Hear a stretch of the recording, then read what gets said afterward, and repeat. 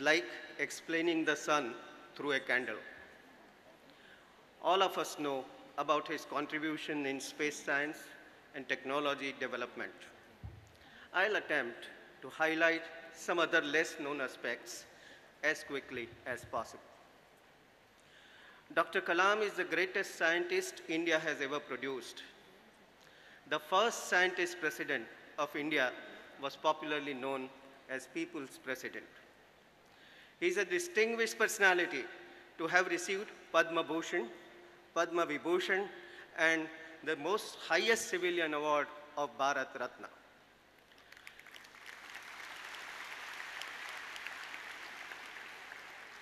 Apart from this, he is a recipient of numerous national and international awards. He is one of the most distinguished scientists with a unique honor of receiving honorary doctorates from 45 universities of India and abroad. His contribution to the state-of-the-art healthcare available to the common man is clearly visible in his attempt to make lighter calipers for the polio-affected children. Over 50,000 children have been fitted with these lightweight calipers. He is an entrepreneur of art, loves literature and poetry. He has written more than 25 poetries in English and Tamil. During one of his visits to USA, he saw some beautiful flowers by the roadside. His host, Dr. Suhas Desai, who is also sitting on the dais, told him that these flowers are known as dogwoods and they blossom only during the spring. Dr. Kalam was surprised that such beautiful flowers and such a name. The same evening, he wrote a poem titled Spring Bloom. He has written many books, and some of them have become a value addition in almost all the libraries and translated in most of the Indian languages. He had his schooling at Swartz High School in Tamil Nadu. Once in a hurry, Kalam went into a wrong class where his math teacher was taking a class. He glared at him through his glasses and said, "What are you doing in the school if you can't even find your way to the right class? You should go back to the village you came from." And caught him by scruff of his neck and beat him with stick in front of the whole class.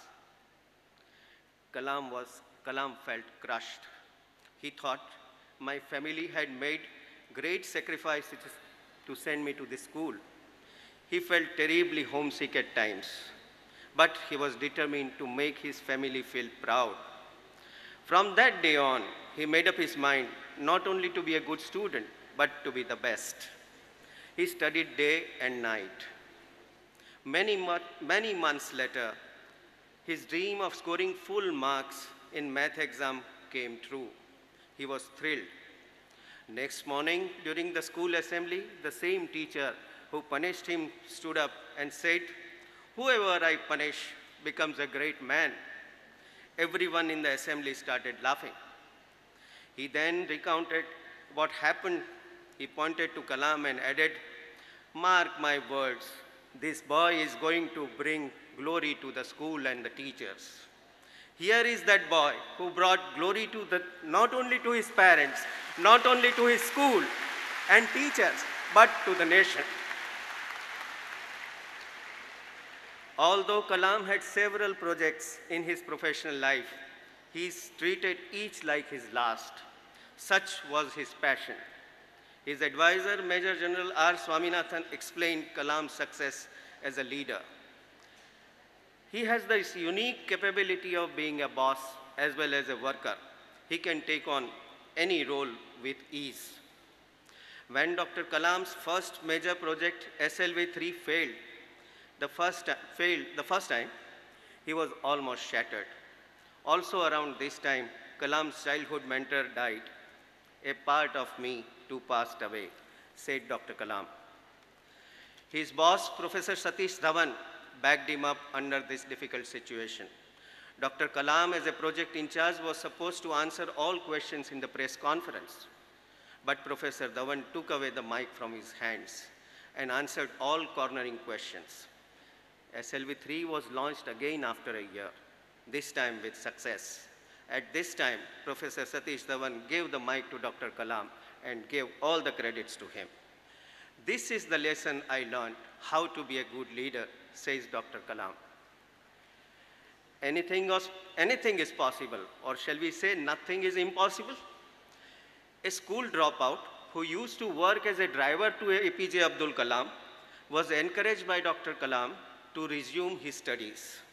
With his encouragement, the boy completed his schooling, graduation, post-graduation, and a PhD at the age of 47.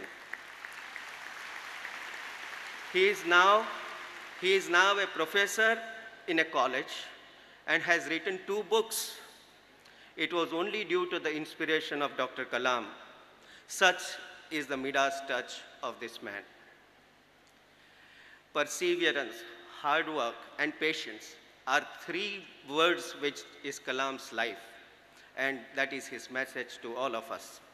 This, he says, alone is the path to progress. He draws strength from philosophy, religion, and literature. Behind all this, there is a very simple man, a brahmachari. Modesty is his virtue, and simplicity is his ornament. He is a strict vegetarian, believes in God, and an idol of humanity, a role model that everyone would wish to pursue. Like every South Indian, he swears by the coconut tree. Yesterday, I met him, and he allowed me to ask one question. My question was, "Sir, if there was rebirth and God grants you a wish, what would you like to be in the next birth? Mahatma Gandhi, Gurudev Tagore, Albert Einstein, or APJ Abdul Kalam?" His prompt answer was, "I would like to be a great teacher." We salute you, sir.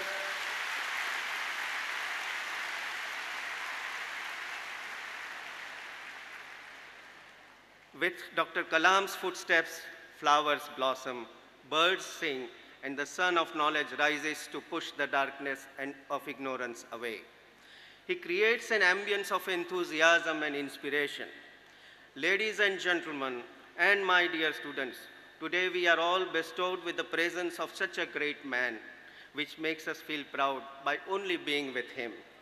I am inclined to say that the future generations may find it difficult to believe that such a man ever walked with his feet on this earth. May I now ask all my dear students and also request the invited guests to please rise on your seats and put your hands together and express our profound respect, acknowledging the unparalleled services he has rendered to our country.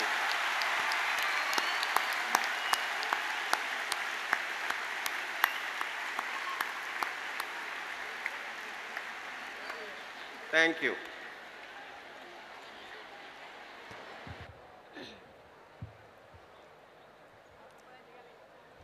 A